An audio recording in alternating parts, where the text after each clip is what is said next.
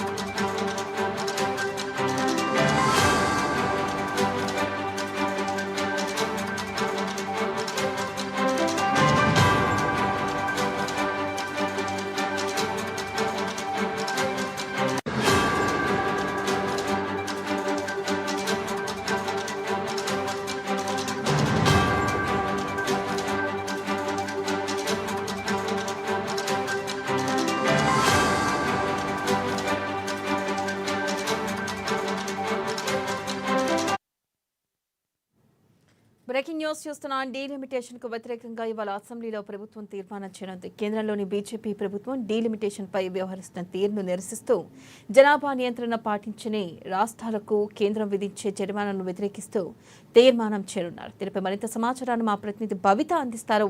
భవిత,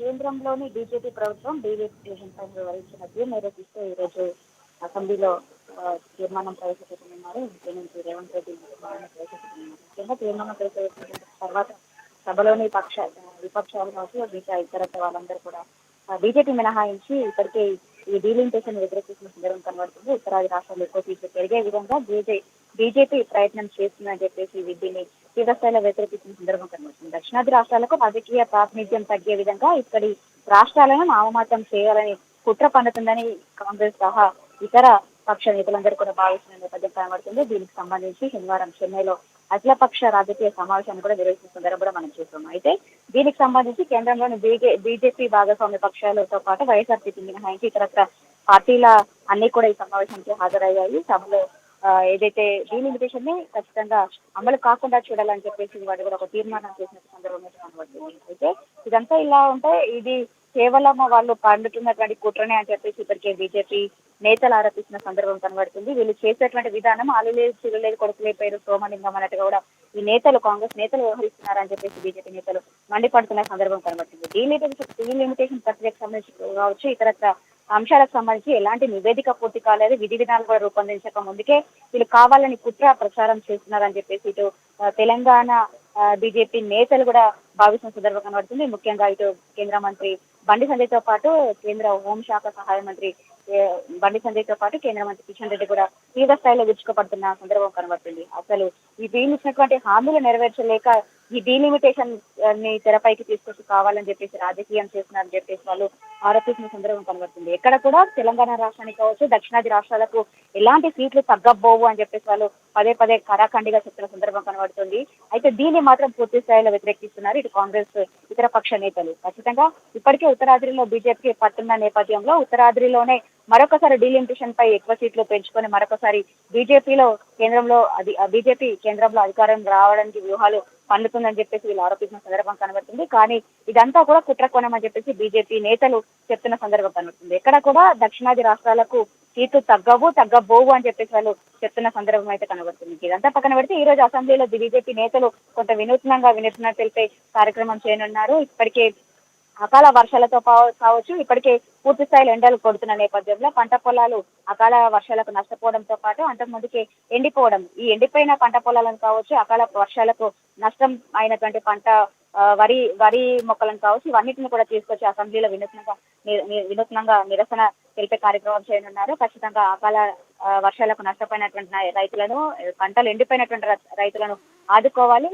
వాళ్ళ పైన ఖచ్చితంగా చర్యలు తీసుకోవాలని చెప్పేసి వాళ్ళకు ఆదుకునే విధంగా వెంటనే ప్రభుత్వం సపోర్ట్ చేయాలంటూ కూడా ఖచ్చితంగా వాళ్ళు ఈ నివేదిక అసెంబ్లీలో వాళ్ళ పైన చర్చించే అవకాశం ఉన్నట్టు తెలుస్తుంది. మరి కాసేపట్లో వాళ్ళు ఈ నిరసన కార్యక్రమం మొదలు పెట్టే సందర్భం అయితే కనబడుతుంది. Right Bhavitha, thank you.